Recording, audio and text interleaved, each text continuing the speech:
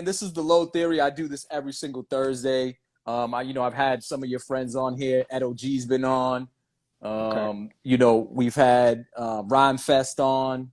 Word. But of course, it's an absolute pleasure to have you on. So again, thank you, my brother. Now, Absolutely. I was telling everybody earlier, what I do on the show is I like to try to keep it as concise as possible and to only limit it about 30 minutes. And your catalog is extensive. Yeah, So it was hard. we don't want to start going album for album for album. Nah, and that's exactly right. I might be Yeah, jumping all across the place, man. that's all right. You know what I mean? Because, yeah, you got a lot of music. Great music, by the way. But let's start here, yo. Of course, the first thing I'm going to talk about, 88, the Symphony. I want you to be very descriptive in this. So Marley Marl puts this together with the Juice Crew, which is you, right? Craig G, Big Daddy Kane. And when you guys were doing this, were you all in the studio together writing, or did you hear everybody's verse up front? Like, what was that session like? Well, first off, at that time, the four of us together, we weren't known collectively as the Juice Crew.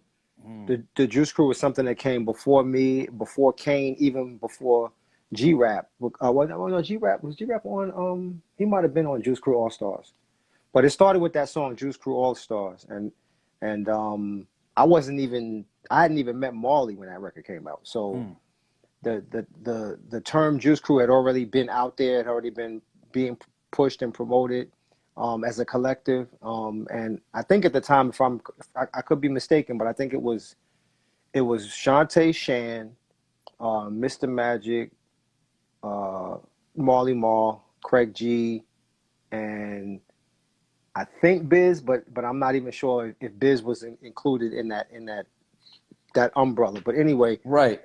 the day that the song was created, we were all in the same studio. It was actually Marley's apartment in Astoria, Queens. He had like a 2 or 3 bedroom apartment in Astoria, and they were writing to the beat. I was just chilling. I wasn't writing to the beat because I wasn't asked to be on the song. It was just I was just there. I was Craig's ride to Marley's house. Oh, wow. He needed a ride. I'll take you over there, and I just hung out because I really wanted to hear Kane spit. I was already a fan of Kane's. I'd heard him on the song Rhyming with Biz and Get Into It, a couple of those 12 inches or whatever. And so I was just really curious to hear what kind of rhyme he was going to say. Of course. So that's why I stuck around, hung around, just tagging along, just want to be there and hear the song be made. Right.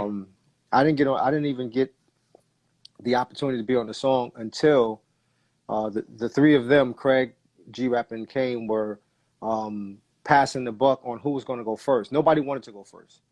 I think they wanted to hear the other person's rhymes first before they, because if you hear somebody else spit, you're like, oh, he said some stuff. Let me change my joint real quick. Right. So it was an opportunity to hear what other dudes had. So if you heard them, then you could be like, well, I'm changing this, I'm changing that. But 100%. So it was only by virtue of them hesitating on who was going first that Marley looked over to me and was like, yo, go in the booth and just warm it up. These guys acting scared. Just go in there and set it off, just to get these guys loose. Yeah. And I don't think there was ever a plan to really keep me on the song. It wasn't until, because from what I heard in recent years, like I never knew the full story. I was oblivious to the conversations that were happening behind my back, but there were conversations going on. And when G-Rap and because they didn't know me, right? So when Marley told me to go in the booth, G-Rap and Kane kind of had a sidebar, like, yo, what's up? Why he throwing this guy on the song? He wasn't supposed to be on the song. Who is this dude? He's a new guy, Yeah. And so they kind of had made a plan that they were going to just say they're about to go to the pizza shop and never come back. That was the plan. We're going to go to the pizza shop and just go home because, we don't want to do the record if he's throwing people on it that we don't know. Whoa, this is crazy. And the only reason probably that the song happened is because before they left, they heard my first take. And then they were like, oh, wait a minute now. They were calling me Glasses at the time. Yo, Glasses is kind of nice, yo. I can't front. Yo, all right, I'm not mad at Glasses. All right, bet. He could rock. And so they told Marley after the session, I'd already left. They were like, "Yo, keep dude on it. Keep him on it. He sound cool. Keep him on there." And that's how I got on the song. Wow, that's crazy. Yeah. I thought you guys were already put together, and they were just like, okay, cool. You guys had this writing session. That's an incredible story, man. So you're kind of just there soaking everything in, almost like a fan in essence. And you're like, okay, but you had been, even though this is the first major appearance, so I'm assuming you were rapping before that. I was rapping, but I hadn't been on any records. I hadn't been on any records. Wow. I had demos that I recorded, but none of it. Marley played a couple of my demos on the radio, but listen, man, that's a great track as your like inception. So great track. Real quick sidetrack. My boy Brooklyn is in here. They call him Brooklyn Abdul. He told me to ask you this. He said he went to the same middle school as you, not the same class year, but the same middle school as you. And he said if 271 in Brownsville. He said if you remember Miss Fulton. Absolutely remember Miss Fulton. That was my favorite. Miss Fulton was, now this is 8th grade, right? Miss Fulton was 8 years of school. My first, not counting nursery school, but my first black teacher, if you could believe that. If you could believe that. Wow. And so she had a huge impact on me. I thanked her on my first album. I recently reconnected with her through Facebook. Thank God for Facebook. Wow. Because she wasn't on Facebook for many years. I would search for her from time to time because I just always wanted to talk to her and let her know the impact she had on me. And so like maybe a year ago, 2019, I think it was, I searched for her and I found her and I was like, yo, this is her. And I went to and I reached out to her. She hit me back. We actually ended up speaking over the phone. But huge impact. Yo, and as a father, you know, and my daughter's in the 2nd grade, and I'm always curious what teachers need to do to make that type of impact. Like, what did she do to you that you still remember and you wanted to chase her? Like, what was it? She was the first teacher that told us what the world was all about. She explained it in black and white.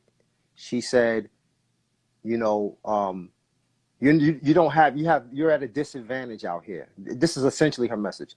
You're at a disadvantage, so you have to be twice as good as the white students. And so, you know, if you're not using about your, pardon me, if you're not on your P's and Q's and about your schoolwork, you're going to get left behind. And she emphasized that stuff. She drilled it in us constantly that the world was not a nice place.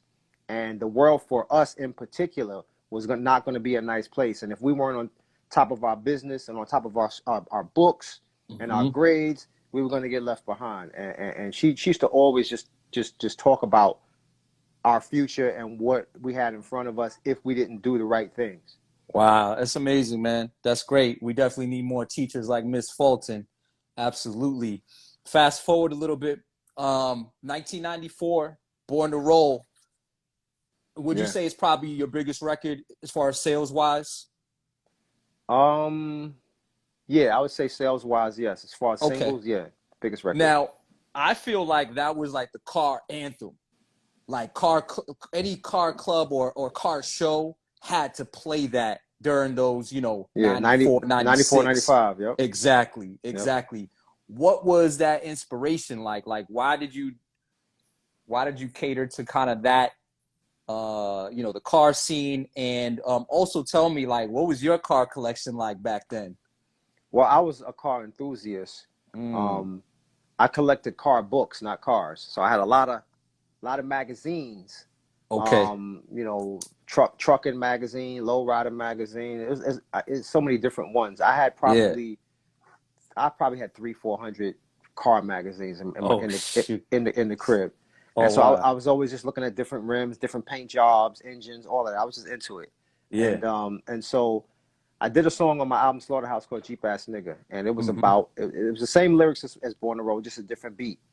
And the song was kind of inspired by being in the studio sessions with Marly Marl when he was mixing LL Cool J's album Mama Said Knock You Out. I was actually there when he mixed Booming System, and he was doing something in the studio with this low end that I was like, what is that? What is making that sound, that rumble? He was always like, I can't tell you, and eventually I got it out of him, and he told me how he created that rumble, and I was like, yo, I love that. And so when Mama Said Knock You Out dropped that album, that was the song that everybody was playing, Booming System, and I was playing it. I had a Chevy Blazer with 215s and 212s in it. So my stuff was ultra loud. I had a speaker box in the back built in, and I drove around Brooklyn just rattling all through the streets. And so LL Cool J's record, Booming System, was the one that I would always get if I wanted to really flex on somebody. That's the joint I would put on because it had this low end, this rumble that nobody else had. Yes. And but so then that was really the inspiration to make Jeep Ass Nigga, and then the remix. I did a remix to it, Born to Roll, and that's what blew up. Wow, bro, that's crazy. And then because I know Marley Marl obviously worked with L a lot. You got to meet LL personally? I did meet L. I met L in one of his sessions. He won't remember this, but I was in one of his sessions, and he was playing me a couple of the songs, and I was like, yo, you going at somebody on this one, and we had a little back and forth. This is not something I don't think he would ever remember, but it meant a lot to me because I was really still a kind of a nobody, and LL was LL. So, you know, it was an important day for me just to have that, just us two in the studio, just kind of talking for a few seconds, and it was dope. Right. Do you remember what record that was though? When you felt like he was going at somebody? Yeah, it was Mr. Goodbar. Which album was that on? Mama Said Knock You Out. Oh, okay. Because it was around, like I said, I was there for a lot of the mixing of that album. Dude, that's crazy, man. Yeah. All right. We're gonna, like I said, we're moving. Yeah. I don't want to hit every album, but there's a couple of things that I need to know. You know what I'm saying? So, all right. I believe it was 2001 was this release, Disposable Arts, right? 01. Yep. 01. For me, I felt like that's when you kind of really honed in on the audio narratives, that storytelling. Personally, that's when it happened. That's when the light bulb went off, because I've been doing skits on albums and trying to kind of tell a story, but it was really loosely being told. It wasn't like super specific. It wasn't, characters didn't really have names. They did, but it just wasn't really fleshed out. And Disposable Arts was my time to go, I know exactly what I want to do. I know exactly how I want to tell this story, and I'm going to tell it. Because in my mind, it was going to be my last album. I thought it was going to be the magnum opus. So I said, I'm going to put my all into this record. I'm going to make it just the most great listening experience that any music lover would have. And I'm going to tell this story beginning to end with all of the songs woven in between and tell a complete story. And so, yeah, you're right. That was the album that it all kind of came together. Yeah, incredible. Like, what's the writing process? Do you go at it almost like a movie where you're writing the skits first and then you kind of put the songs together, or do you do the songs first and then kind of throw everything in between? Nah, I had majority. I had probably 75% of the songs either laid or fleshed out. I knew what the songs were, and so once I knew what the songs were, then I started to envision what kind of story I could tell within the songs. So I let the songs be the lead of the story. Wow. Crazy, bro. Like what you just said, though that you thought that was going to be your last album. I mean, look at you now. You dropped so many after that. Like what was happening in your mind where you thought, yo, this is going to be the last one? What was happening? Because after the success of Born to Roll and INC Rod and Sitting on Chrome, you know, New York was definitely kind of mad at me because I was making noise in a lot of other markets, and it wasn't at that time. It wasn't commonplace for a New York artist to really West Coast. be making records that were making noise on the West. And I was actually making more noise on the West than the East. I wasn't really getting a lot of spins in New York, so I wound up switching labels after the success of those records, and I went to a label back in New York, Big Beat Records. I couldn't wait to be home. I'm back in New York, signed to a label in New York. I couldn't wait to put this record, and I was in the studio for a year and a half working on this record, and at that same time is when the rise of the bad boy era was happening, and Puff and his artists were over there killing it with this kind of R&B laden hip hop style of hip hop that was banging in the clubs and had everybody dancing. And the music that I was making for Big Beat wasn't that at all. It was really more pure kind of boom bap kind of hip hop. Right. And you know, we didn't see eye to eye, and they shelved my record, and I really thought that was it. I was like, you know, I'm done. You know, this is it. It's over. And you know, the bad feelings or the bad, you know, word on the street about me being a quote unquote West Coast sellout, all of those things kind of had me feeling like, yo, this is it. I'm done. You know, and it was in '01 that I said, all right, I'm gonna do one more just so I can leave on my own terms. That was what I was thinking. I want to leave on my own terms. So it's probably gonna be the last one, but I'm just gonna make the record that I want to make, that I envision, with no input, no suggestions from anybody. And that's why I thought that was gonna be it. I'm smiling just because I thought of something when you're talking. You can kind of feel that tension, that anger when you did that track towards High and Mighty on that album, that diss record. That was a culmination of just a lot of little. That's probably one of the hardest. That's probably one of the hardest diss records, man. Yeah, there was a lot of little like semi disses going on, because this is all part of, like I said, that same time period where I wasn't really in a good. People weren't viewing me in a good light at that time, and so dudes were saying little slick stuff on freestyling on certain radio shows and stuff like that, and I was hearing little stuff, and then they said it wasn't even them. It was this guy Cage that wasn't even part of High and Mighty. So they kind of got a bullet that wasn't really intended for them. I thought the people who came back and told me the story said, "Yo, High and Mighty's on stage. They said something about you." It was actually another rapper named Cage. He did say my name, but come to find out after the fact that it really wasn't a diss. It was just more of a metaphor. But the mic, it was a bad mic, and so people couldn't really hear the words exactly what he said. And he just said my name, and I think he dissed Ace, and so they came back with the story of, yo, High and Mighty dissed you. It wasn't even them. It was they man that they brought out. But you know, shoot. So I was just at a frustrated point. I'm going to everybody. You know, it was more people. It was more people that could have got it, but I said it's probably better to just kind of like whittle it down to the two main people. Yeah, for sure. Let's see. We still got like 10 minutes, man. I want to talk about my favorite personal album is A Long Hot Summer. Okay. That album's incredible. Again, amazing with the storytelling, the skits. It was so cohesive. You know, it's an album that you play from the beginning and you want to go right through. You don't want to skip songs, man, because it all makes sense. Right. What was the idea with that? Because obviously you thought Disposable Arts was going to be the last album, and then comes this one. Like, what was the idea behind it? So what was the drive? What happened was the Disposable Arts dropped, I believe it was Halloween of 2001 or October 30th, probably, on 2001. And by September 15th, the distributor went out of business. Like my album was out for like 3 weeks, and all of a sudden it wasn't being distributed anymore. And I just was so frustrated that I had put my all into this record that people were loving and sharing, and it was all over, you know, Napster and all that stuff. And all of a sudden, this record that I put my all into and was what I thought was going to be my magnum opus, it just gets dropped. It gets left by the wayside because no distribution.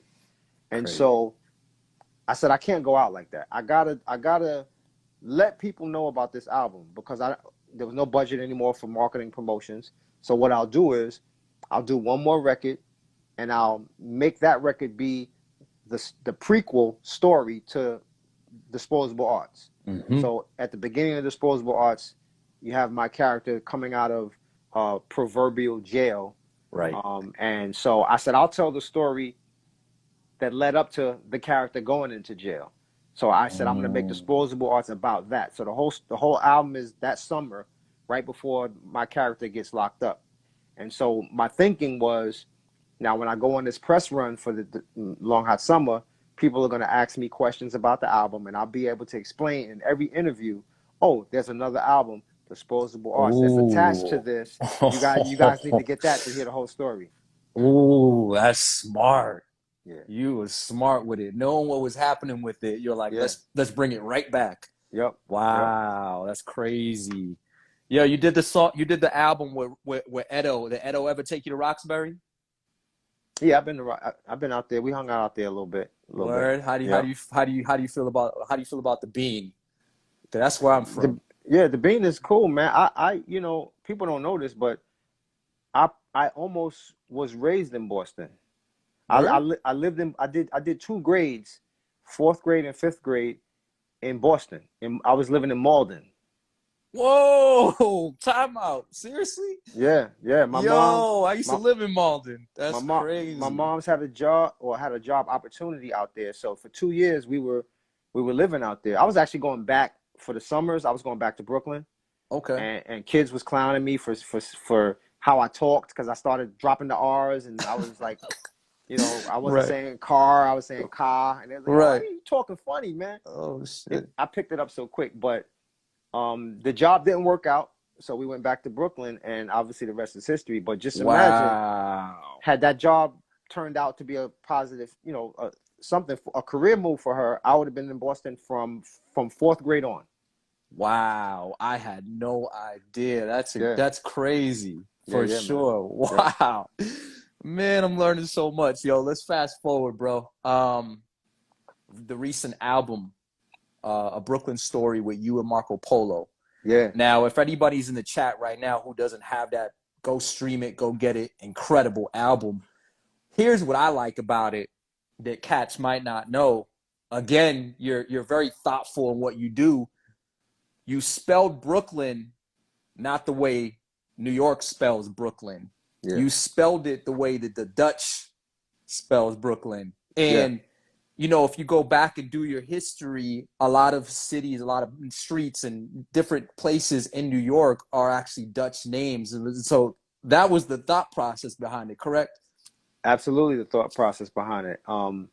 I knew I wanted to call the album A Brooklyn Story, but when I looked at it on paper, it just looked boring. It was like this is. I feel like I've seen this before, you know. Mm. And so I Googled the city that I was born and raised in to see if I could, you know, find some interesting facts about it. And I found out that it had an original spelling, that the Dutch were the ones who named the city and had an original spelling. And I was like, let's use this. I sent it to Marco. I was like, yo, tell me how this looks to you. He's like, what is it? What does it say? I said, it says Yeah. Brooklyn.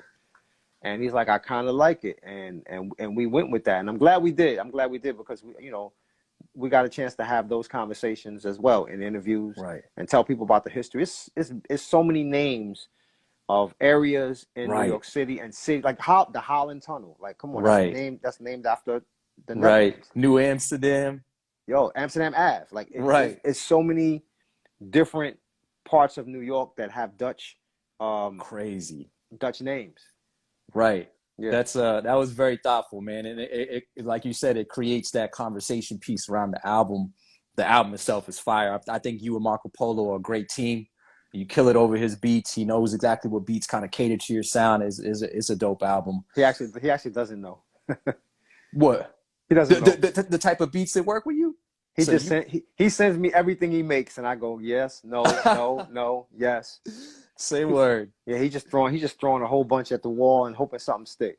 Oh man, well you know how to select them then.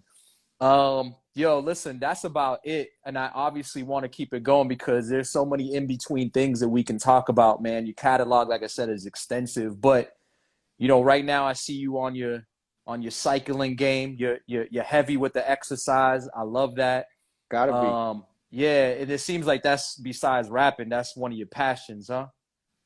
It's become something that I enjoy doing because our gym, you know, I was going to the Y 3 to 4 days a week near us, and I was doing these intense classes, sweating like crazy, you know, these crazy workouts, hit classes, and once the gym closed, I didn't have that type of intense training that I could do, and I started doing some little workouts in the house with the bands and stuff, but it just didn't feel like enough. It was no cardio, and so I started riding my bike a little bit around the neighborhood, and then I found out that there was a group of guys that were riding every single week, and I went out for my first bike ride with them. That was like May of 2020, And Okay. I've been riding with them pretty much every weekend ever since. The Trendsetters bike crew out here in Jersey. No, that's dope. See, I don't go out and cycle, but I got the Peloton though. I keep it in the house, you know. Okay, Just okay. just just keep Yeah, it. I need to see scenery. I need to see lakes and No, it's birds and true. It's true. cars and people. Yeah, right. It's a little difficult because now I'm living in Arizona and it gets a little hot, man. Oh, it's hot. It It's a gets a lot little hot. hot out there. Yeah, it gets a little hot. So the Peloton keeps me. Listen, we'll do one question. 'Cause I saw it a little bit. Actually, yeah, we'll go to this one. My man Urge One just asked, "What's your favorite Biz Markie story?" Of mine. So Yes. 20. I want to say 2015, but it might have been 2016. Me and Biz were booked on the same bill, first time ever in either of our careers. Shout to the brothers at Lyricist Lounge, Danny Castro. They decided to book us for a New York City summer stage concert in Bed-Stuy at Tompkins Park, now called Von King Park, and it was just a memorable day for me because I'm like, man, I've been in this business all these years. My first single was Me and the Biz, and we've never been put on a bill like where it's just the two of us. And that was the first time that happened, and it was great. You know, I hadn't seen him in a while. I was surprised that he was at sound check. I'm like, what? Biz at sound check? Because that was never his MO. You know, he would show up super late, but he was on point with it. Came to sound check, was there early, hanging out. And it was just a great day. I did my set followed by his, and it was just a great day, a great memorable day. Amazing, man. Rest in peace for sure. That's a great story. Definitely. Yo, Ace, what do you got going on next? What do you want to plug?